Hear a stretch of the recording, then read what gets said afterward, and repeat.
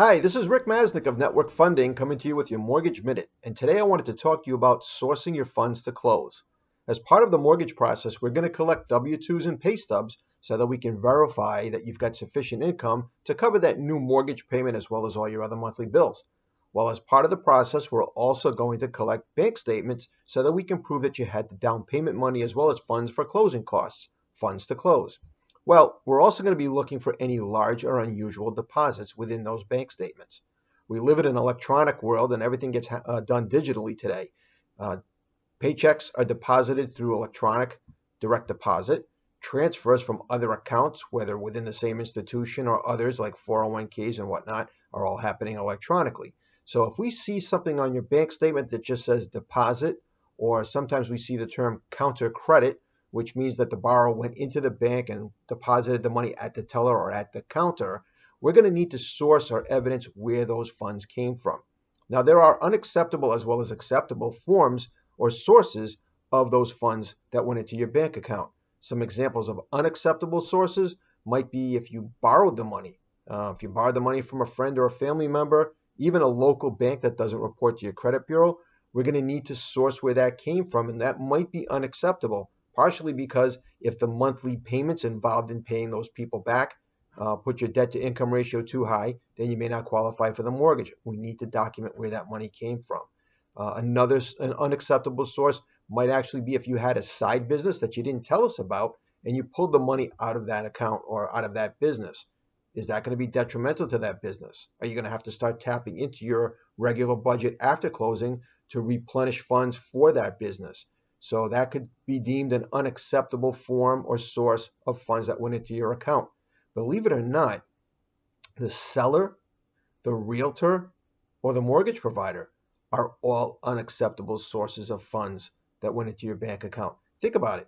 If the person selling the house really needs to sell that house so they can take the $25,000, $30,000 they're going to make on the house to move on to either their next house or another project of some sort, well, there's an active interest in them selling that house. It's not cool for them to give you the $1,000 that you might be short to purchase the home. Same thing with the realtor or the mortgage provider. They're on commission.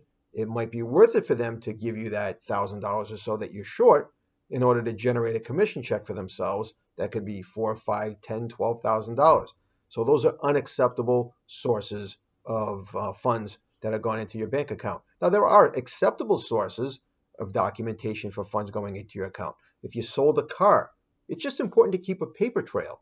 So get a copy of the check, preferably the canceled check, maybe the bill of sale, even a social media post that shows that you had the car for sale.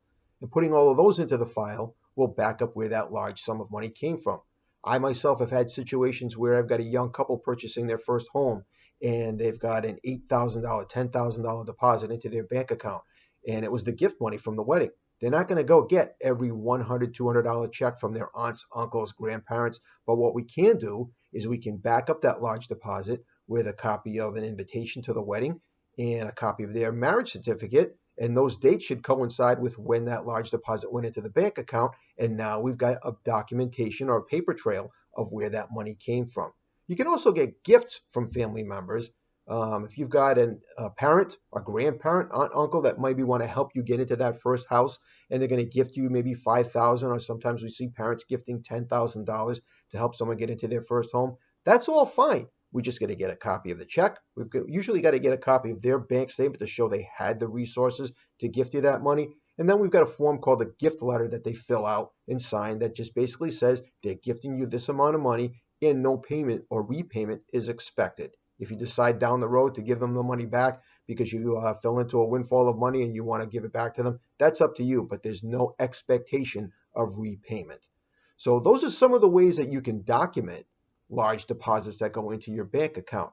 And if you're looking into purchasing a home in the near future, you think you've got some items in your bank statements that need attention, and you can start collecting the paper trail for that now and make the process seamless when the time comes you file your application, you'll be that much more ahead of the game. So that's all your information for documenting and sourcing funds to close. I'm Rick Masnick from Network Funding, and this has been your Mortgage Minute. Take care.